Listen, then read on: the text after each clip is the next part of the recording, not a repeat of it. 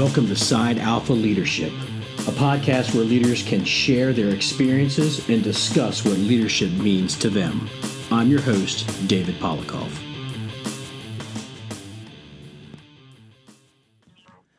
Hello and welcome to this month's edition of Side Alpha Leadership. I'm your host, David Polikoff. On the phone with me, again, I have no stranger to the Side Alpha Leadership podcast, Frank Ricci. Frank Ricci and I host a radio show along with Sam Villani, who's been on the show, called Politics and Tactics for Fire Engineering. Frank Ricci has been in the fire service for several years, retired a few years ago from New Haven, Connecticut as a battalion chief, and he's just finishing up his actual book.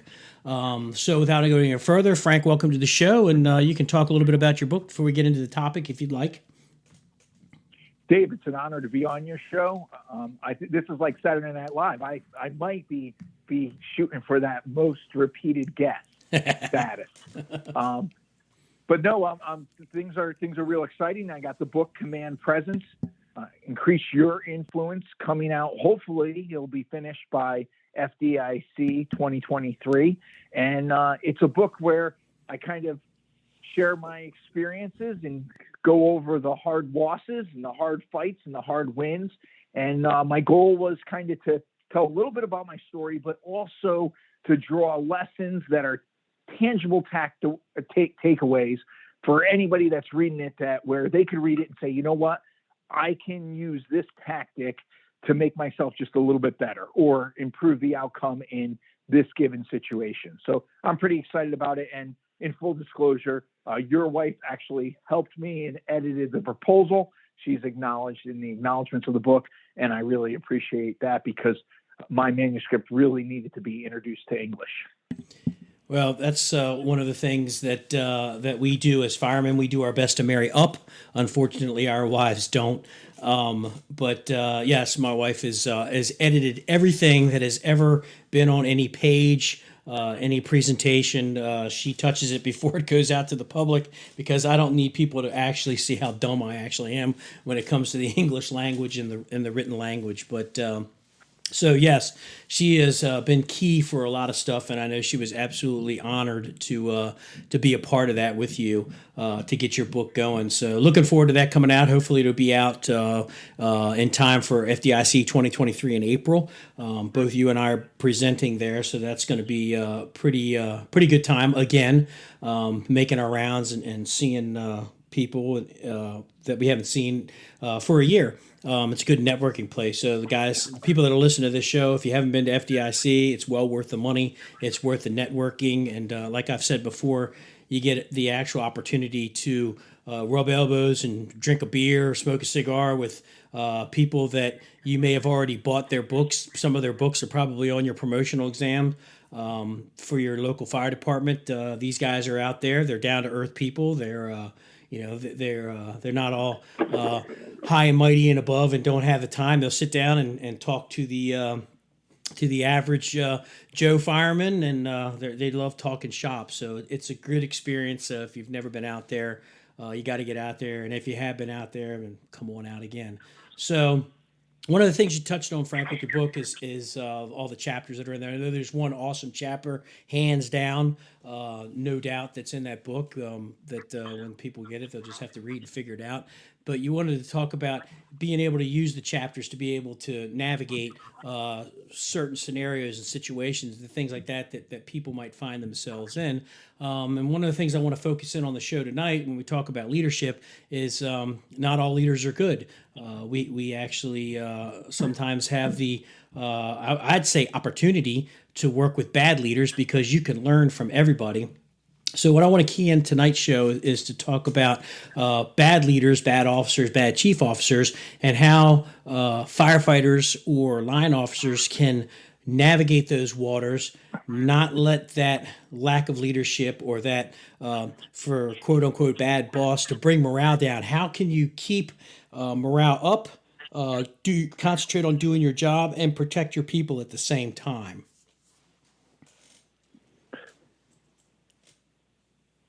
Oh, was there a question in there? Well, it's just a kind of a general thing. We'll just kind of throw it out open to there.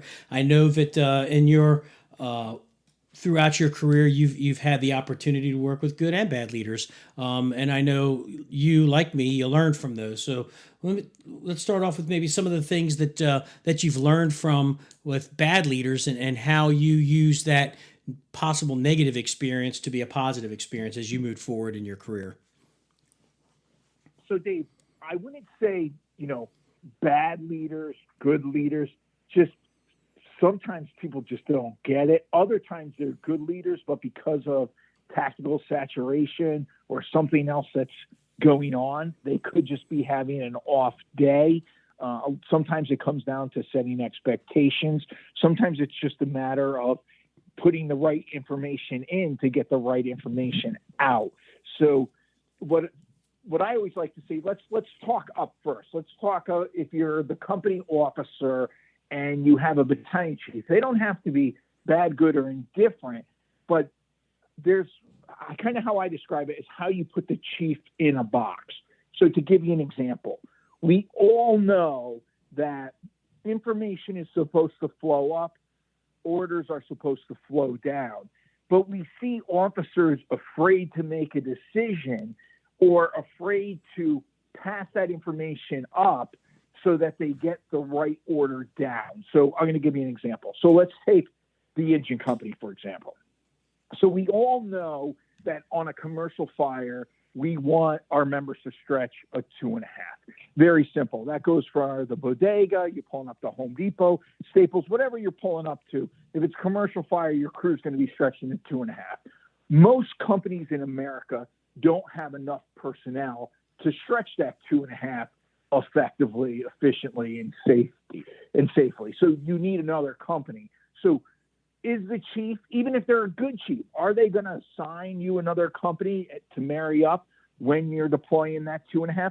A lot of times the answer is no. So what I did as a company officer, and this is what I worked for really good battalion chiefs, but I knew that if I didn't give them the right information, I wasn't going to get the right results in orders coming back. So if I pull up first due to commercial fire, I'm giving my radio report, and at the end of my radio report, I'm going to say engine 10 is stretching at 2.5.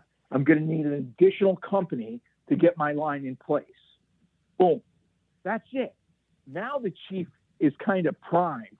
He knows that he's got only a report of fire in a commercial structure, but now he has a request for another company to help get that line in place. That is so critical, and just priming that chief, no matter who it is, maybe they're just not thinking about it. They're going to give you that company. I had a fire in a commercial bakery where I was second due in the city, and I saw the first due engine company starting to stretch their 2.5. So as second due in New Haven, you're supposed to back down. That way, if they get a bad hydrant, you could lay out to the hydrant and start stretching a line opposite and above the other company. But as soon as I got there, I could see that they were going to have trouble getting their 2.5 in place in a commercial bakery going good. So I got on the radio. Engine 10 on scene. I'm going to be helping engine 4 get their 2.5 in place. By telling the boss, the battalion chief, what I was doing, now he's got a decision to make. He can either tell me not to do it, which I would have to respect, or he's going to replace whatever my task that I was supposed to do by the SOPs. And I found out that by just triggering and priming the battalion chief makes a huge difference because, like I said, they may not be good, they may not be bad, they just may not be thinking about it. I know when I was a battalion chief, I did my best to the old cliche, always remember where you came from. I remember the struggles as a lieutenant, as a captain, of trying to get work done in Montgomery County. When I was an officer on an engine or truck company, we only had 3 people before we went to 4-person staffing. So we were expected to do all the work of a 5 or 6 person crew with 3 people, and that's common throughout the United States. So, like what you're saying is communicate as much information as possible back to the incident commander so they can start getting their gears moving of this is what we're going to need to do in order for this to happen. I know that when you've been in the car, in the battalion vehicle for a long time, you start to lose sight of what it may take to get a certain task done.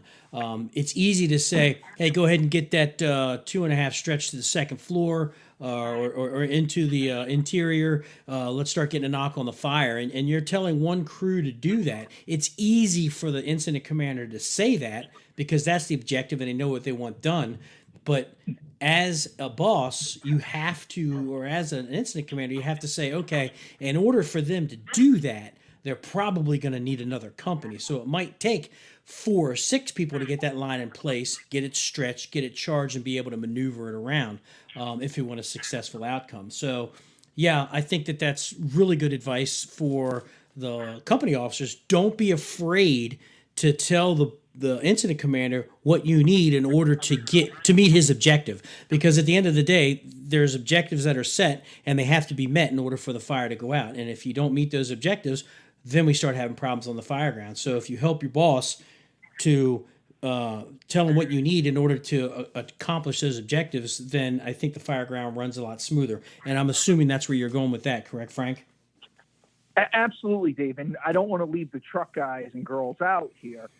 Same thing on the truck company in New Haven. Everybody, besides the rescue has 5. Everything else has 4. But I was driving the truck one night as the assigned driver of truck 4, and we had to put up a 50-foot ladder. And as we're carrying the 50-foot ladder down the street, 2 other companies just walked right by, and it was like from there, it's like what we should have did was just get on the radio and say, truck 4 is putting up a 50. We need an additional company to put the 50-foot ladder up. And then I knew the chief would assign us another company. And it was after that incident that we actually changed the SOPs in New Haven. And it says in the SOPs that when the truck company is taking out that 50, to call command and ask for another company, because sometimes it's a firefighter who's is the boss of the ladder, and you want to make sure that they're empowered to know. You gotta tell command what you need, because a lot of times, as you said, they're just looking at, okay, what's the overall strategy? I need to ventilate the roof. Well, okay, so I need a 50 there, but they may not be thinking of the staffing that's required. So I think it's key to just utilize the radio to get the resources you need so that you can be more effective at your job. Yeah, and when it comes to utilizing the radio, one of my big pet peeves is tell them what you want. Don't make a story out of it. Don't give some doctoral thesis. Just tell them, hey, Chief, I know you want me to vent the roof on this commercial structure. There's only 2. I'm going to need 3 more people, 2 more saws. Something as simple as that. And then, like you said, the chief has a decision to make. Am I going to give him those resources, or am I going to say, hey, this is all you have? Same holds true for search. Like, you got a garden apartment, you got a fire on the second floor, and you send a crew to the top floor of a crew of you have a 3-person truck company, which means the driver's probably going to be throwing ladders by himself. So you have 2 people, and you expect them to search 4 or 5 apartments thoroughly above the fire. And then you're going to be calling them on the radio saying, what's the status of the search, when they haven't even gotten into the second room of the first apartment. So as a boss, as an incident commander, you need to understand what's my staffing levels and what are the jobs that I need them to do, and do they have enough people? As a battalion chief, I'd always empower my guys. I'd call the captain of the truck and say, command a truck, whoever, I need you to search the second floor. Do you have enough people, or do you need more? Or let me know if you need more people. Call me back. Let me know if the task is something you can handle with 3, or are you going to need 6? I'm not up there. So I want my officers to make those decisions. I want them to give me that information. So then that's going to decide, do I need to call for a task force? Do I need to call for a second alarm? So I think when it comes to incidents and fireground operations, most chief officers, most bosses aren't going to want to look bad on a call and deny what the crews are asking for. Because at the end, if the fire goes poorly, yeah, it may be the fault of the crews, but your boss's boss, the battalion chief's boss, whether it be an assistant chief, deputy, or the fire chief, are going to be looking at this squarely at the incident commander saying, where did you fail? And if your people failed, it's your fault for not providing them the training, the resources, whatever, to be successful in the fire ground. Is that a fair analogy? Without a doubt. And I've only seen it once in, my entire career where somebody asked for additional resources and was basically ignored. And besides that, if you ask for, and how quick is it, truck 4 to command, they need an additional company to get our 50 up. Engine 10 to command, I need an additional company to get my 2.5 in place. I mean, that's a quick statement. That's going to prime the battalion chief to act. One time I was at a motel fire. It was a 2-story motel, the 3 Judges motel, and I was cutting a hole in the roof, and it was a rain roof. And I got on the radio and I said, truck 4 to command, I have a rain roof. I'm going to need an additional company to the roof. And I never got one. And then after the fire, I said, Chief, why didn't you get another company? He goes, I didn't understand why you needed one. But he never asked me anything on the radio or anything. I was kind of thrown back, but that's the only time in my career I've ever heard of anybody ask for another company and not get one. Yeah, go ahead. You've been a chief for a long time, Frederick now, but also, 35 years in Montgomery County, Maryland, a lot of it as chief. Have you ever heard a chief deny a company when a company asks for a company? No, and the only time that you would hear something like that, and I'm going to answer the first part. When you told a rain roof, to the incident commanders, the battalion chiefs that are listening to this show, if somebody says, "Hey, I need another company up here. I have a rain roof, or I have X, Y, and Z," and you don't understand what they're saying, ask for clarity.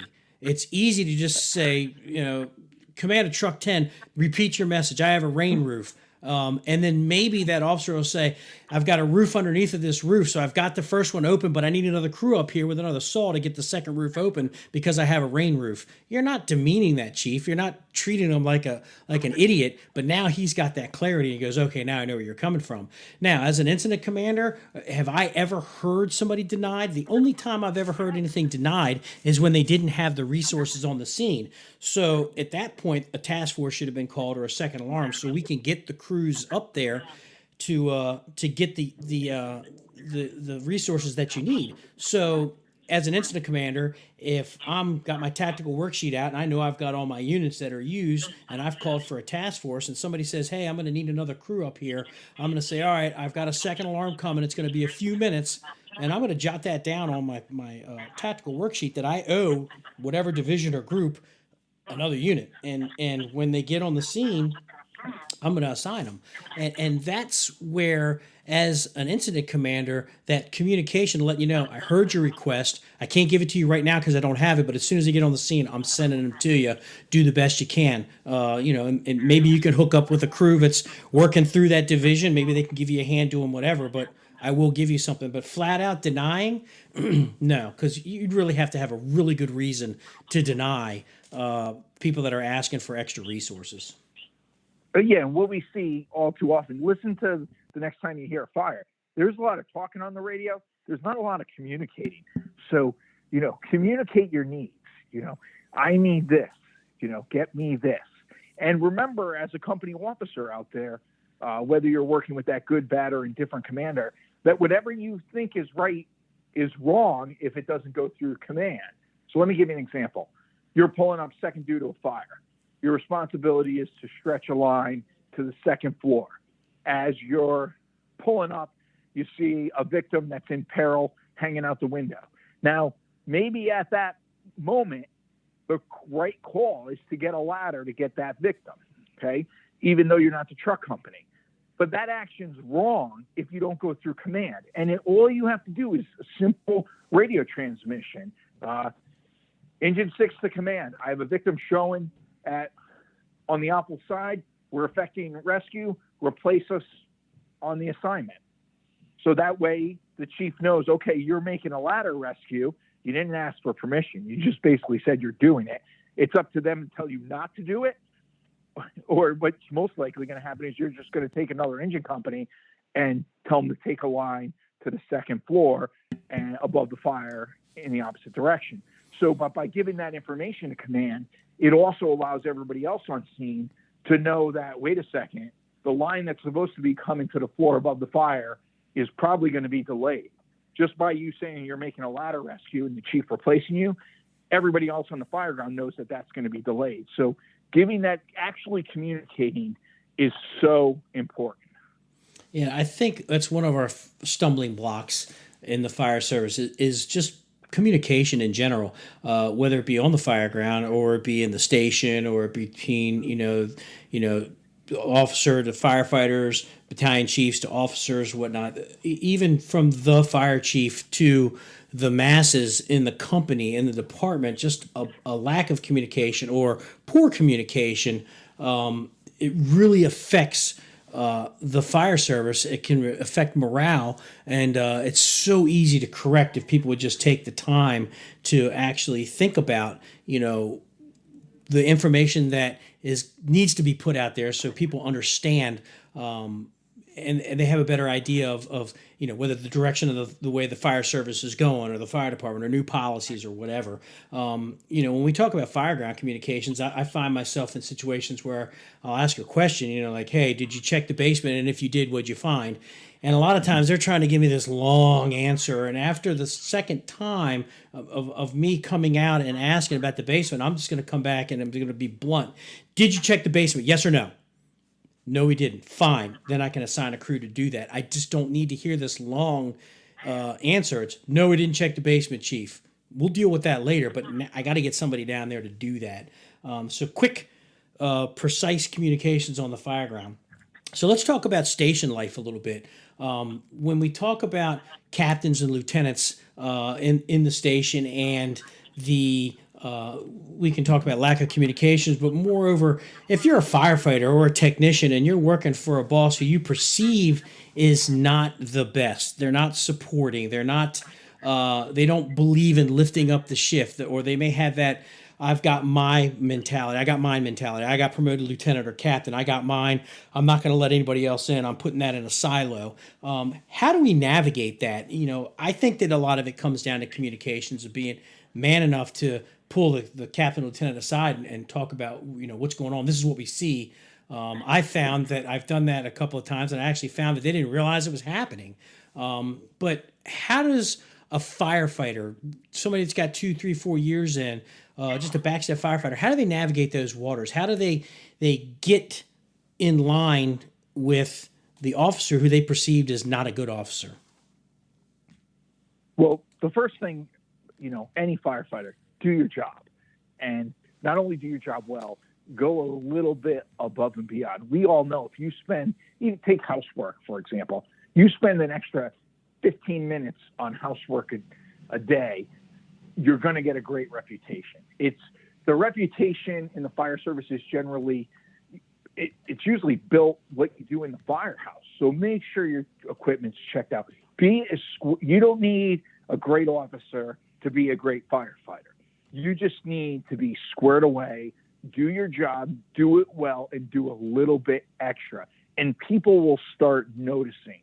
If your officer isn't the most squared away, look to the truck driver, look to the engine driver. Who's the senior person there? Who can you ask the questions to? When I was a truck driver, if you didn't, I wasn't going to go up to anybody and say, hey, you want to go out and throw out the stick? You had to come up to me and show a little bit of initiative and say, hey, I'd like to get qualified in the truck. When you check out the truck, can I do this? Can I break down the saws? And then I would give them 100%. So you got to put yourself into a position to succeed, and everybody else around you will start noticing. You start taking classes, you start doing things. You're not really going to take on the boss with only 3 years on the job. That's for the senior personnel, but don't become part of the rumor mill. Don't hammer the boss. Don't be the one in the day room, throwing rocks all the time. Do your job, do it well, and do extra. If you can do that, and then look to the people that are 100% that you're working with, and the fire department's the same. No matter where you go in the country, the bosses, the chiefs, they're going to recognize what's going on. And as you build respect, you're going to see that you're going to be treated differently by the other command officers. And if you're a lieutenant and say you got a tough captain or a tough battalion chief, the best place to communicate expectations isn't by sitting at the table and saying, hey, we're going to run this shift this way and that way and that way. That's not going to work out good for you if you're a lieutenant and you have a strong captain. But what you probably could do is say, hey, I'd like to take over, conducting the daily drill. What captain or lieutenant's not going to say, hey, if you're willing to start stepping up, that's great. And that's how you really start communicating your expectations. The other thing on expectations is some lieutenants and captains, you get assigned to a firehouse where you have a battalion chief in there. And everybody thinks that setting expectations is always setting expectations below you. But if you have a battalion chief in your firehouse and you're a lieutenant, you got to set the expectations in a very respectable way. You got to set them up as well as down. I'll give you an example. So I came into work one night, and the acting officer on the truck comes up to me and goes, hey, Lou, the truck's riding 3. I'm going to get pizza. I go, no, you're not. They go, yeah, no, the battalion chief said, we're going to ride down and get pizza. I go, no, you're not. I go, hold on. So I went and asked the battalion chief to go into his office, not my office. He's my boss, in his office. And I said, what's going on? He said, oh, yeah, we were getting pizza. I go, well, listen, we're not ever riding down because that's just not going to happen on this shift. I go, I'm going to have the truck go get the pizza as a full unit. And if the deputy says anything, because we had 2 battalion chiefs running half of the city and a deputy running the whole city. If the deputy says anything, I'll own it as my order. But they're going in their first due district, but they're going as a company. I'm not riding down. And then I walked out of the office before he could say anything. I didn't want to get into a debate. I didn't want to get into an argument, but I knew that I was right. And that was just something they used to do all the time. And they, he was a good firefighter, but I wasn't going to ride down. So I set the expectation, went down and said, hey, the entire company go get pizza. And we ate well that night, but you can't just let people bully you or people that just kind of take over. And then he finally learned that, he's not going to talk to my guys. He's going to go through me. And you have to set those expectations. And here's, Dave, I really want your opinion on this, but something I teach at FDIC is, 2 ranks down, 1 rank up. That goes for CCing something in the firehouse, but it also goes for any communications. Now, granted, there's a little bit of leeway, at a fire and emergency, but for anything administratively, you should only be talking 2 ranks down. So if you're a battalion chief, you should only be having substantive conversations with lieutenants and captains. There's no such thing as a substantive conversation with a firefighter. You can walk by and say hi. The firefighter could be drinking a beer on the couch. You would just say hi as the battalion chief, and you'd go chew out the officer and let the officer deal with it. Don't ever get in the weeds with somebody more than 2 ranks below you. And when you report something, it should be 1 rank past where you're reporting. It shouldn't be that you CC the entire department over some ridiculous email. That alone would prevent a lot of problems. You look at General Patton, one of the greatest generals we ever had. How did he get himself jammed up? He ended up smacking a soldier who was shell-shocked, probably PTSD that we call now. But here he should have talked to the person's officer. General Patton should have never been talking to a soldier in a substantive way other than pleasantries or sitting at the kitchen table eating a meal. But to have a substantive conversation, don't ever go more than 2 ranks below. And I think that advice would serve people very well. What's your thought on that? I agree 100%. Now, when I was a captain, I told my battalion chief that if you ever have a problem with any of my people outside of an emergency incident, now, if they're in a forward position and a firefighter's doing something that's getting ready to get himself hurt, I expect that battalion chief to reach in and stop that action right away and then come and tell me. But in the everyday life, I made it very clear my expectation from my battalion chief was if you've got a problem with my people, you come directly to me and I will handle it. But my goal was to never have a problem to begin with because I set my expectations to my people of what I expected of them in the daily routine in the fire department, as well as on the or in the fire department, as well as on an incident. So it would never reach that level of battalion chief. And I had a very good working relationship with all my bosses. Now, when I was a battalion chief, I would always go to the captains. If I walked into a station and everybody was in their PT clothes and their feet were up on the chairs and they were watching TV when they should have been out doing something, I'd pull the captain inside and said, "What'd you guys do today?" I'm going to ask the question. Maybe they were out degreasing the ladder truck and it took all morning, and that was what they had to do today, and he's just giving those guys a break.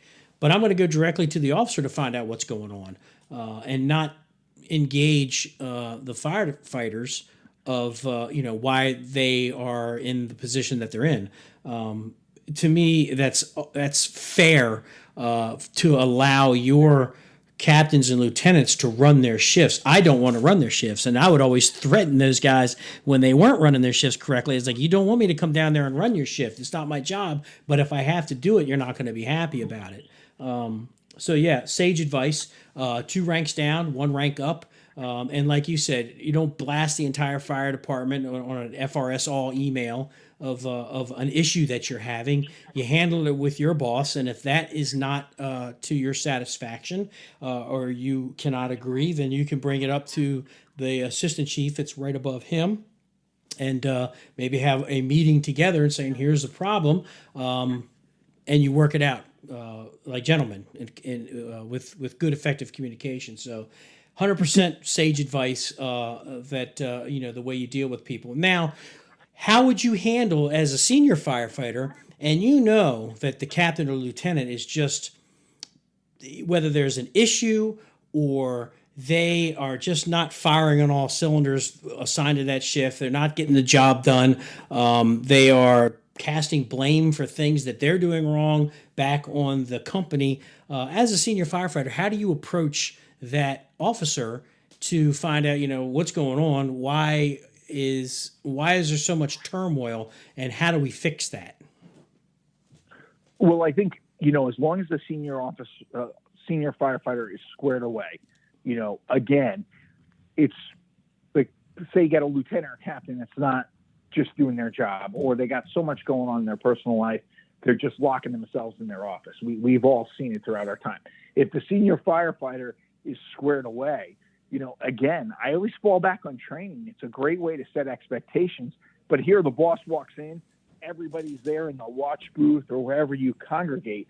The senior firefighter saying, "Hey, we're going to go on the apron and we're going to throw a couple ladders," and just kind of do it as a statement. Most officers are never going to, no matter what they got going on, are going to discourage their guys and girls from actually doing the job. Or, hey, we're going to take out the tools, or whatever it may be. That's kind of how you break down those barriers. And at some point in time, the senior firefighter, if the issue is, if it's pervasive, that senior firefighter's got to have the wherewithal to ask the officer, "Hey, can I talk to you in your office?" And kind of lay it out in a, you can kind of use the sandwich technique. Start off by saying why you like working for the person, they bring so much value to the shift. You're kind of doing it in reverse, and then say what you needs to be changed or what's going on with the company, and then try to finish and try to protect that person's ego a little bit, because you are subordinate to that person. It's a horrible situation to be in, but if you're a strong senior firefighter, master firefighter, that is kind of your role. I always looked at the senior personnel as, their job is to take the pulse of the shift and make sure that the officer's not missing something. So, if the senior firefighter's doing their job, making sure everything's checked out, everything's squared away, they're conducting some training, well, they should have the ability to take that officer aside, shut the door in a respectful way, and say, "Hey, this is what's going on with the shift," and let that officer kind of let it sink in.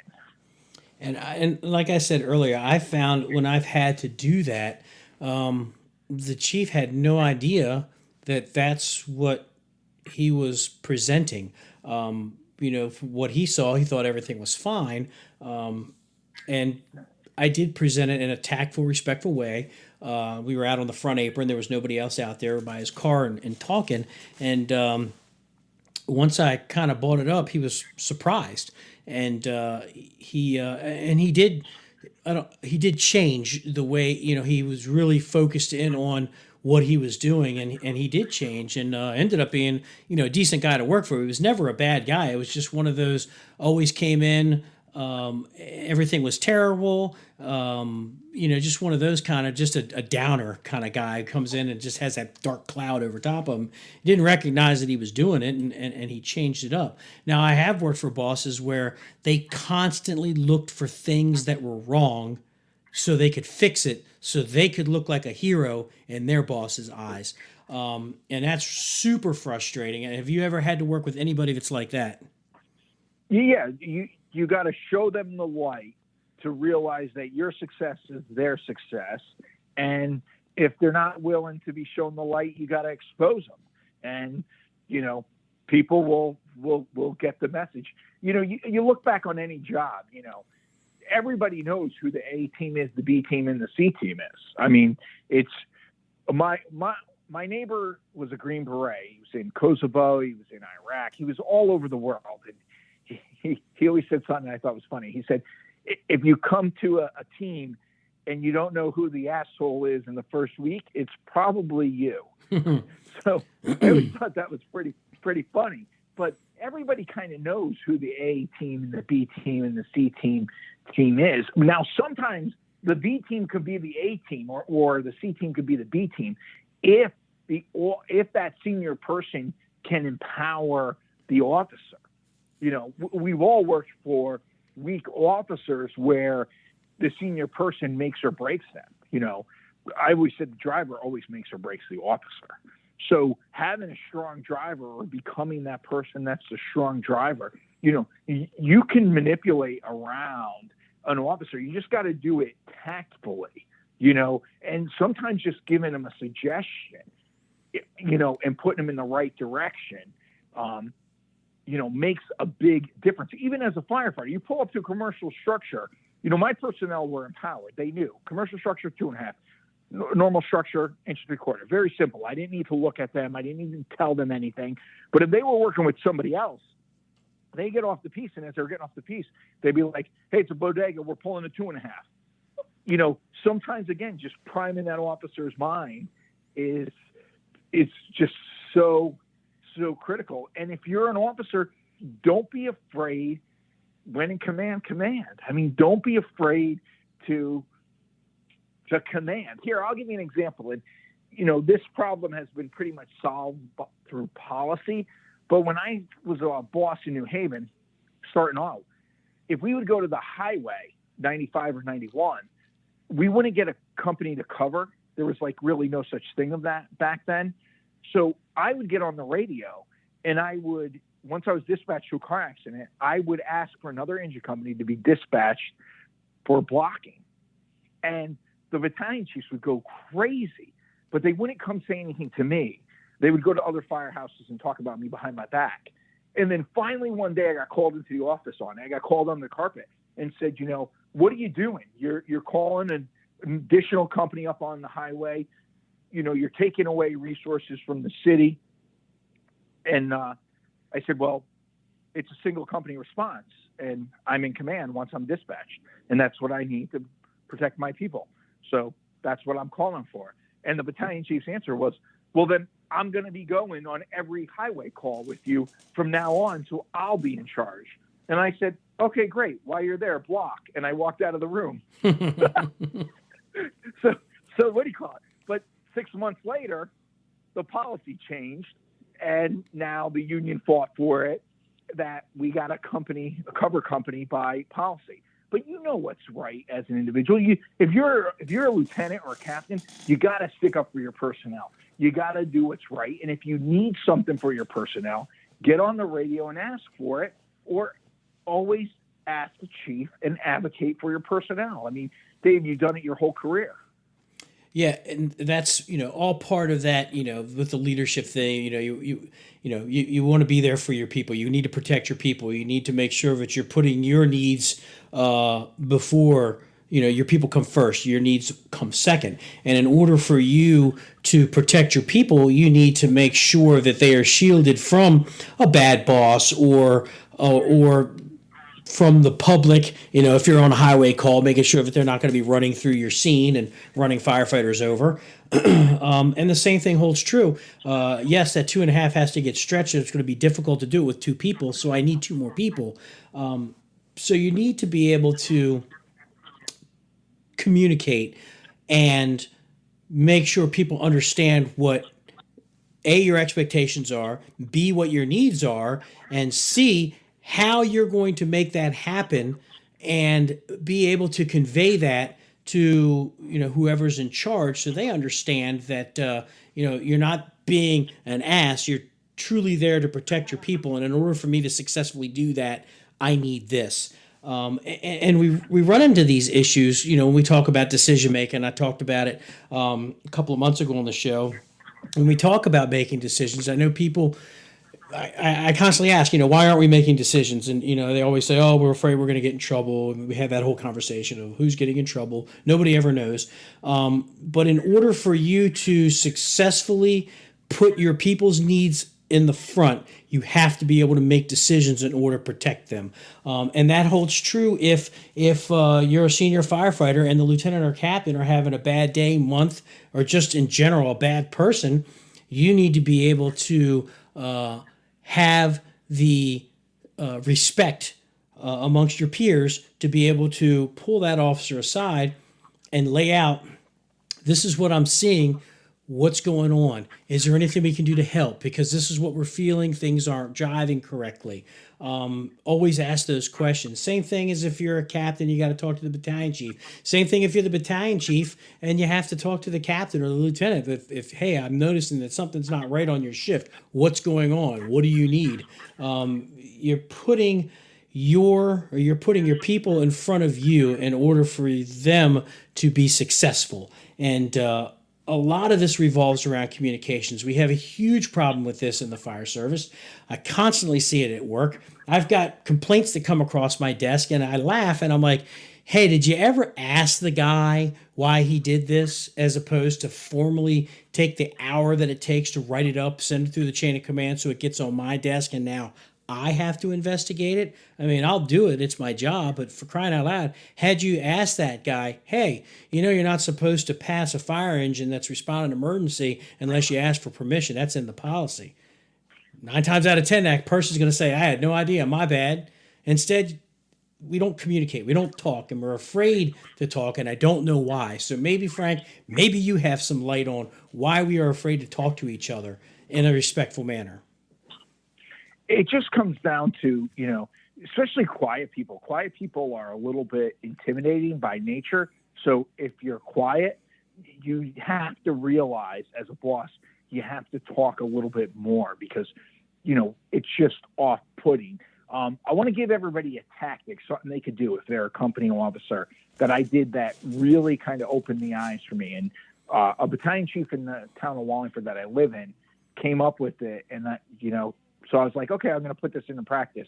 And he said, when you do the annual review with your shift, and I'm like, what do you mean annual review? He goes, well, call everybody in to your office one at a time. He says, talk to them about their family, update their emergency contact information, because a lot of departments that falls by the wayside, make sure that your station records are accurate, and, ask them if there's anything that they'd like to change on the shift.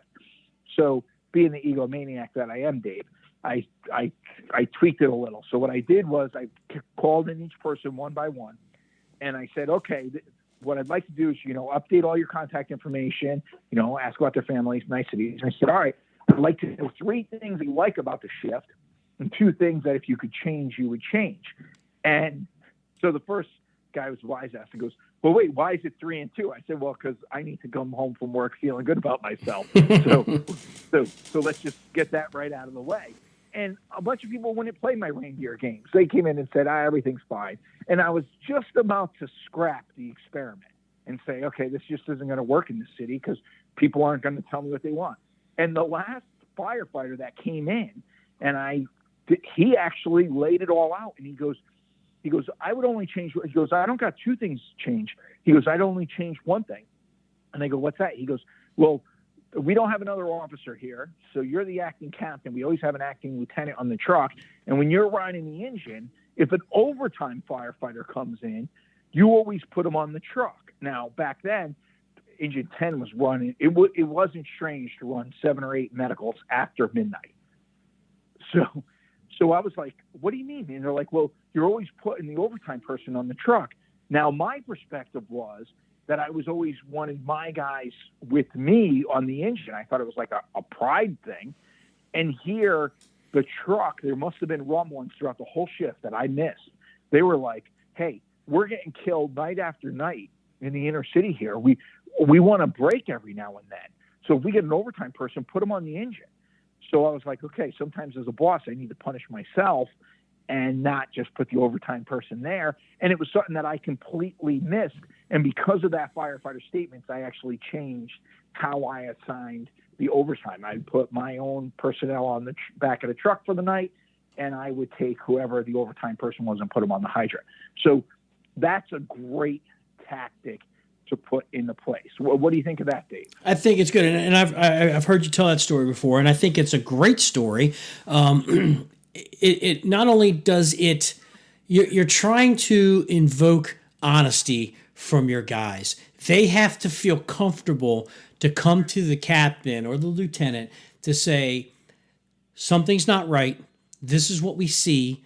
This is bothering us. We want to change it. Everybody wants to work on a good shift. And if you just let underlying problems go and you don't address them, they fester and morale starts to take a hit. So I think it's a great idea of telling people, I want you to tell me, is there something that you would change?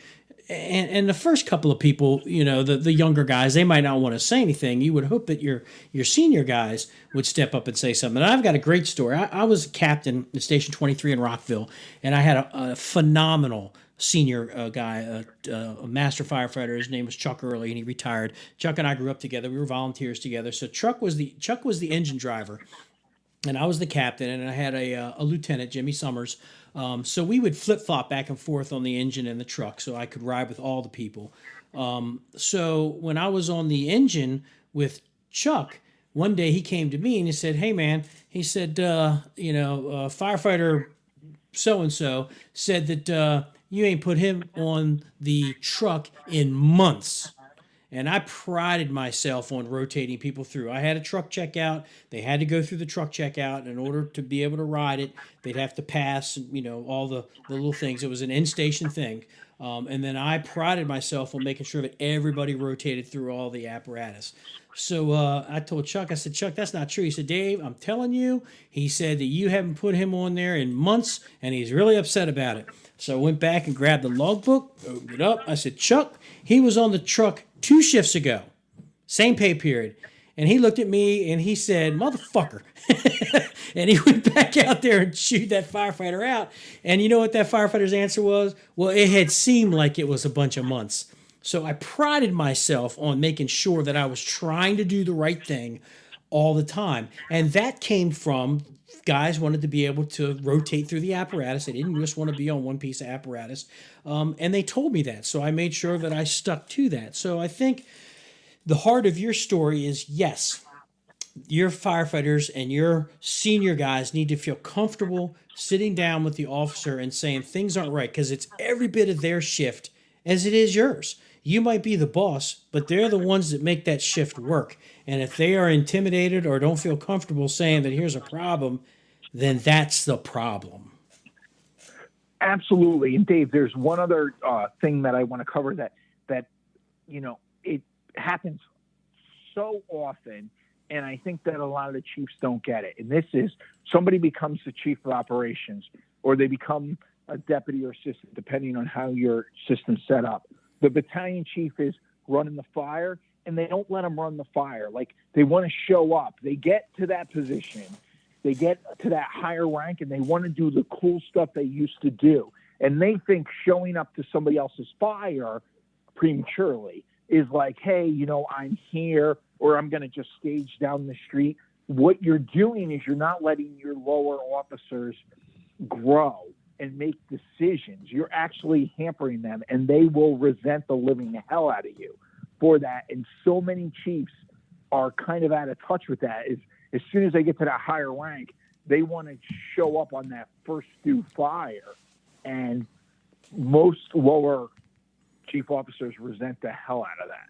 So that's like something to talk to your lower officers, if you're a deputy or you're the assistant, of kind of when should you be showing up? Because you shouldn't be showing up to everything. What's your take on that? Yeah, I agree. We just finished in our county, in Frederick County, we just finished writing the incident command policy, and that in fact did come up about senior officers or senior chiefs that arrive, or your senior staff that arrive. And it was a split. People think that just because that senior chief arrives, they should automatically assume command. And this is a general feeling across the metro, region, the national capital metro region in the Washington D.C. area, is that BC's running, a battalion chief's running the call, and the assistant chief or the duty chief arrives on the scene, and they automatically feel that senior chief gets there. Well, they own that because they're on the scene now, so they should take command. I don't agree with that. I've never subscribed to that, and my feeling is this. If I arrive on the scene, when I'm in Frederick and I'm assigned every fifth shift, I'm the duty chief, which means I'm the point of contact if something goes on. They get a multi-alarm fire in the county or in the city. I go in, and my role, as I view it, is I am an advisor. I'm there to help you, to take some stuff off your plate. If I roll up on the scene, I'm in the office, and the battalion chief's running the fire, and he's doing a decent job, I'm going to get in the car with him, and I might take his tactical worksheet and start filling that out for him. I'm not going to take command from him. He's doing a good job. Not only that, he knows his people. He knows their capabilities. He knows the strong companies. He knows who the not so strong companies are. And for me to get in there just because I have 3 bugles and he has 2 to take the command from him, to me, that's pretty hostile. And, unless this guy is truly screwing up, and at that point, I would be that senior advisor and saying, we need to think about this. We need to do that. And then and only then, if that incident commander is not picking up what I'm feeding him, then we're going to reverse roles. He may become my command aide, and I might take command. But that's so rare. I've never had to do that. And everything has to be a teachable moment. And I don't feel that just because, even if the fire chief arrives on the scene, he doesn't need to take command. He has promoted battalion chiefs in that position to successfully run these emergency incidents. If they are not doing what they're supposed to be doing, then as the senior advisor, you guide them. You move them into the direction that they need to be. So, Dave, what you said there is so critical for any chief officers listening. Listen to what Dave Polycloff's telling you. Advise them, and what I call that is the whisper. You can sit next to somebody, even if they're messing up, and kind of whisper through what needs to be done.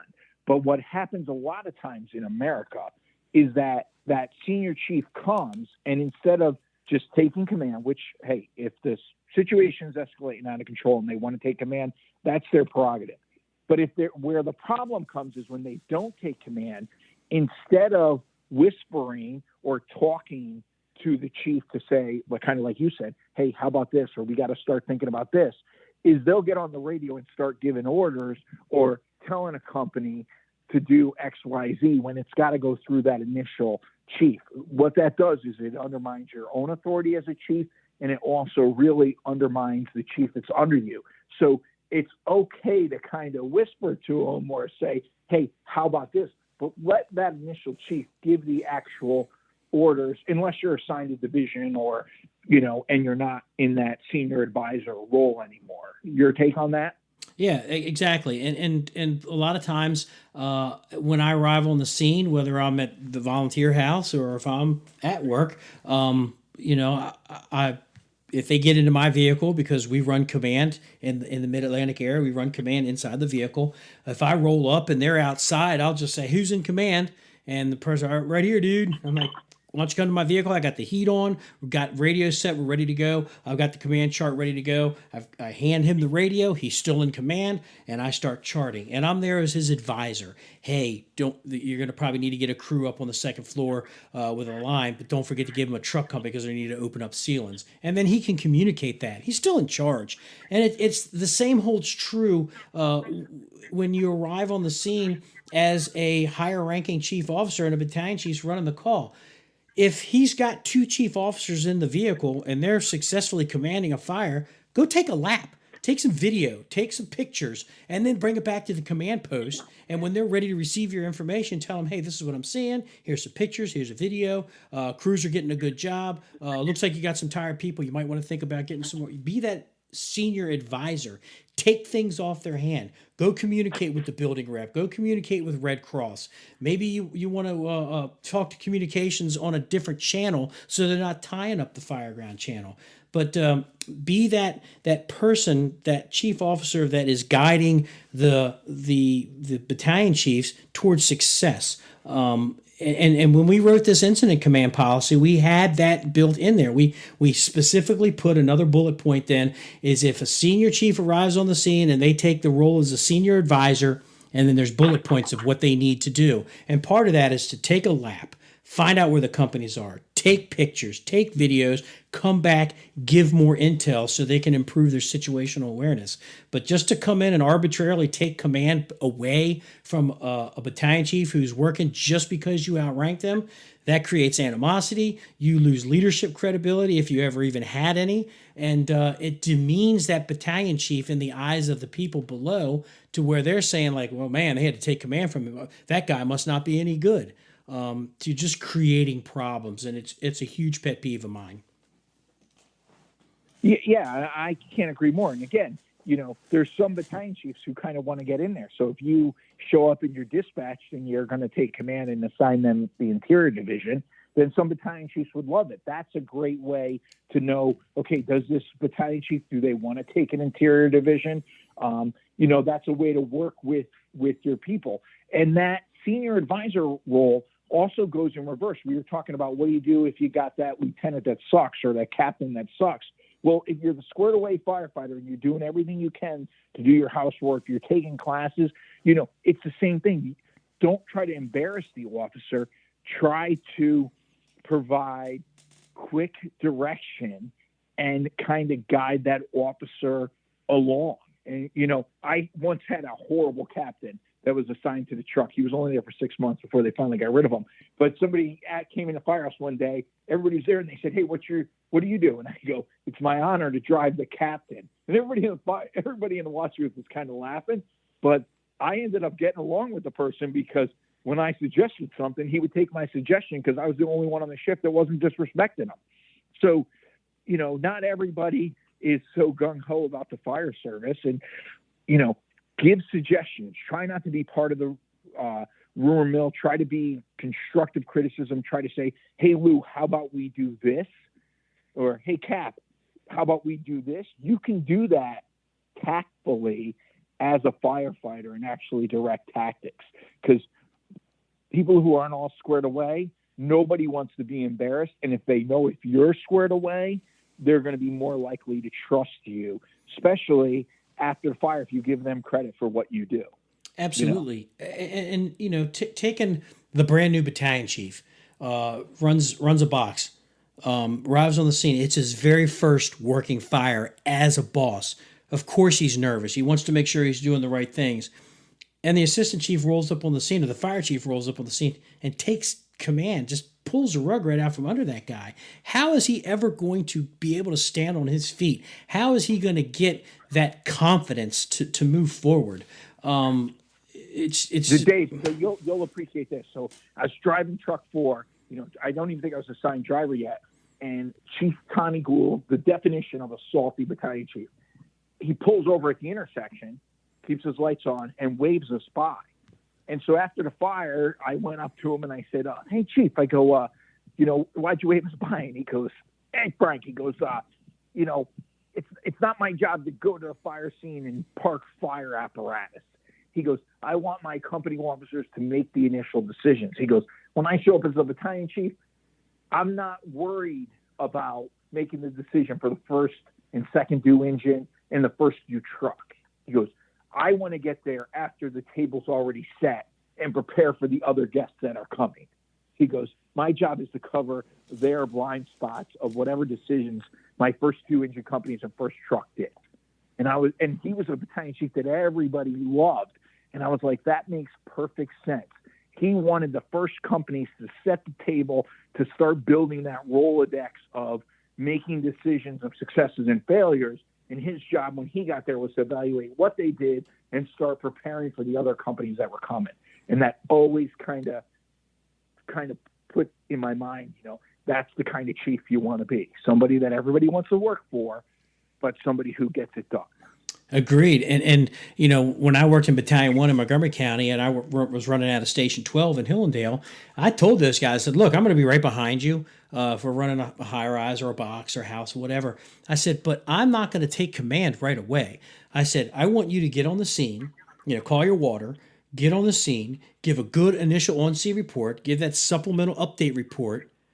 You might want to take initial command, which is fine too. Take your tactical command and start moving forward. While you're doing that, I am parking my vehicle in a good spot. I'm getting out my tactical worksheet. I'm looking at my MDC and I'm writing all the units down that are coming in. I trust you to make the right decisions in the initial part of that assignment. I don't need to rush in there and take command right away. You do that. And then once I get everything that I need, then I'll call you on the radio and I might say something like, Battalion 1 to command, other than what you just said, do you have any further information before I take command? That's a negative, Chief. All right. I'll go ahead and assume command. Give me an LCAN. They'll let me know where they are, what they got, what they need. And then we go from there. So I wanted my guys to be able to get that initial on-scene report. And I told them, I said, besides that, how many times in your career do you get to go on the scene of a working fire and actually give that on-scene report of fire showing or whatever? If I get on the scene and I pull that carpet out from under you and I give that on-scene report and take command, you never got a chance to do that. So I want you to be able to get that radio time in, to give that good on-scene report. And like you said, Frank, set the table for the units that are coming in, paint the picture for that with that on-scene report, get the that situation awareness going, and then I'll come in and I'll assume that command and we'll move forward. Dave, we were also talking about perception and trust. And so here's something where say, you have a lot of volunteer departments that listen to this, a lot of career departments, but later arriving chiefs, not the, battalion chief or deputy or duty chief. I'm talking about the chief that comes from home. If you're the chief that comes from home, my recommendation is you have a fire service that's trained, that's prepared to do it. If you're at a dinner party, do not show up in dress shoes or a suit or a, flannel shirt and sneakers. Take the extra or unshaven, because you think it conveys, hey, I was at a dinner party and I came to the fire. This is cool. But what it conveys to a lot of your personnel is that you don't trust them, that you couldn't take a second to put on a uniform or at least put on a fire department T-shirt and a pair of boots, and that you rush down. I remember I was at one high-rise fire. We had transformers and probably 16-story high-rise, transformers from the basement going good. The chief of operations shows up. He's got a red and black buffalo check shirt on and like these boots on. And he like shows up to the command post. And I said, Chief, would you like a bale of hay? He's like, this is New England. He's looking at me like, what is he saying? I'm going, really? You're that important? You had to come here looking like that? You're diminishing your own command. And you may think, hey, it's cool, I had to leave my event to come here. But when you come like that, people view that as you don't trust them, that you had to be there. You couldn't take an extra 3 minutes to make yourself look presentable. What's your take on that? I agree. I know, when I'm the duty chief for Frederick, I've had to go to a couple of calls in the middle of the night. Yeah, but I'm not going to go unless it's a multiple alarm or there's something happening. Like there was an injured firefighter, and a lot of times I'll go to the hospital and meet him there. But yeah, I take that time. I get my fire department shirt on, put my button-up shirt, my uniform pants, and my boots. Run a brush across my head, and then out the door I'll go. But I don't need to throw on some sweatpants and a t-shirt and bust out the door, because they don't need me on the scene that fast. And even as the if I'm running as the volunteer deputy chief in my hometown, when I run out the door, I've got my volunteer T-shirt on that I wear, maybe a ball cap or whatever, and I'll get on the scene. And if somebody already has command, I'll slip in the vehicle and work with them. Usually it's one of the other chiefs, but I don't need to. If I'm at dinner with the family and they put something out, you know what? I'm just going to miss that call, that fire, because I'm out with the family. And I know that they're handling that emergency. They don't need me there. Do I want to be there? Sure. There's a big difference between want and need. And when it comes to these chief officers that are coming to the scene, command's already established. Please come to the command post. I might need you somewhere. I might need to put you as a supervisor in a division or a group, or I might need you in the car to take over a water supply channel, or maybe you need to talk to the press, or maybe you need to talk to Red Cross or whoever. Come to the command post, but make sure you look presentable, because at the end of the day, you could end up on camera, and the last thing we want is somebody that looks like they just ordered a bale of hay, to be talking in front of the camera. If at least you can do is put your turnout coat and your helmet on. Absolutely. Don't diminish your own command. I think we're at the witching hour. We are at the witching hour, to coin your phrase. I know you've got dinner, so wrapping this up again, Frank. Truly a pleasure having you on here, because we have great conversations. We have great conversations when we do our fire engineer politics and tactics show. But you just bring a really good insight, because you've been in different organizations. You've been in different parts of the Northeast and the Mid-Atlantic area. So you've got a flavor of both worlds.